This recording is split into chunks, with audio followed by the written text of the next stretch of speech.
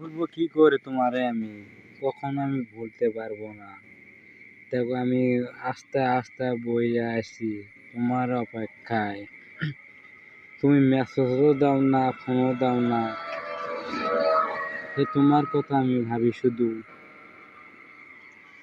আমি কি দোষ করছিলাম রে তোমার কাছে? আমি সারা দ্বারা অপেক্ষায় থাকি, কখন মেসেজ দিবা, ফোন দিবা, কিছু দাও না। আমি কি দোষ করছিলাম? আমি মরে গেলে অবশ্যই ভালো হতো, তোমরা খুব সুখী থাকতা, তাই না? আমি শুধু খালি ভাবি রে তোরে হওয়ার জন্য। জীবনটা আমার শেষ, তোরা আমার নেশা করবা না রে। তোরা তো আমি নেশা করতে আছি, গাঁজা খাওয়াইছি, মাল খাওয়াইছি, মদ খাওয়াইছি, হিরন খাওয়াইছি, আমি সবই খাওয়াইছি তোমার ঘরের জন্য শুধু। সেদিন তুমি আমার আসবা মনের ভিতরে, সেদিন সবই খাওয়া বাদ দেবো, তার আগে আমি বাদ দেবো না। জানি না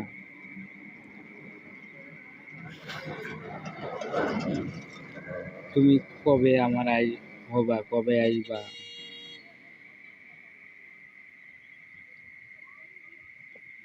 যদি বুকটা ছিঁড়ে দেখাতে পারতাম তাহলে আমি অনেক খুশি হইতাম। দেখো আমার চেহারাটা, দেখো কিরকম অবস্থা হয়ে গেছে। না আগের চেহারা সেই আছে, এখন চেহারা দেখো নষ্ট হয়ে গেছে। আমার চেহারা নষ্ট হয়ে গেছে রে। চেহারা আমার কিরকম ছিল, পুরা নেশা করা হয়ে গেছে, আমি মদ করা হয়ে গেছি, বিসি করা হয়ে গেছি তোমার ঘরের জন্য। আমি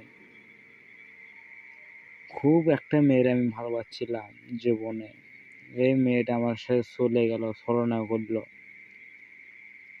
তাকে আমি জীবনে আমি ভুলতে পারবো না। আমার ছেড়ে চলে গেল বহু দূর, আমার শেখা দিয়া।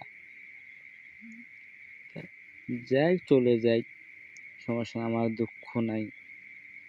দুঃখ একটা আমার মনের ভিতরে, ওই তো জানবে না, আমি সব জানি কষ্টটা কি। একটা মেয়ে ছেড়ে গেলে জীবনটা টানা টানা।